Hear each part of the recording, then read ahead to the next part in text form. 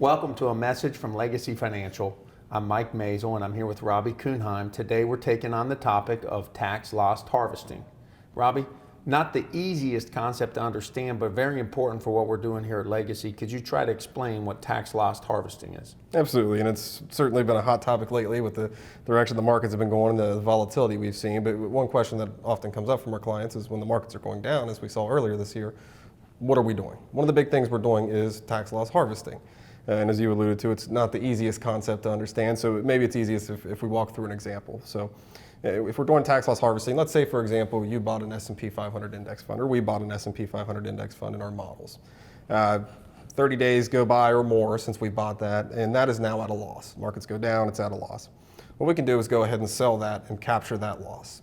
But we don't want to just leave that in cash. We want to stay invested in the market because, as we've seen lately, markets can rebound just as quick as they've gone down. So we're going to buy something similar. In this case, we'll say a Russell 1000 index fund. Not exactly the same as the S&P 500, but similar. Should generate a similar return stream. So we're going to hold that for 30 days. After those 30 days are up, we can then sell that and buy back the S&P 500 index fund. So over that time, you've generated roughly the same return you would have had if you just held on to that S&P 500 index fund. But now we've generated a loss that you can use to offset gains and taxes. What an advantage when you're managing a portfolio to do that for people, because the tax, we know the tax hit can eat into people's returns really deep down. Yes. Maybe you could give us a sort of a numbers scenario, or an example of this. Absolutely. So when we generate losses from tax loss harvesting, first it offsets any gains that we've generated. Second, you can use it to offset up to $3,000 in ordinary income. Anything that's left after that, you can carry forward to offset future losses. So let's say in a given year, we've generated $20,000 in gains in your portfolio. But in that same year, we did some harvesting, we generated $25,000 in losses. So first, we're going to offset that $20,000 in gains. So now you've got $5,000 left over.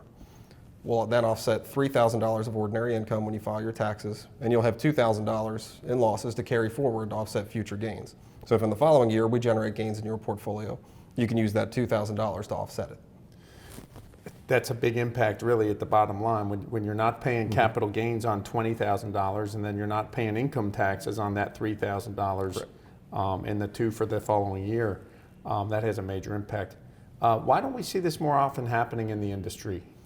It does add a layer of complexity. There are some things you have to look out for. There's things called wash sales that you have to look out for. So if you're managing a portfolio with multiple accounts, you have to be really careful when you're tax loss harvesting, or else you're basically going to undo all the losses you've generated.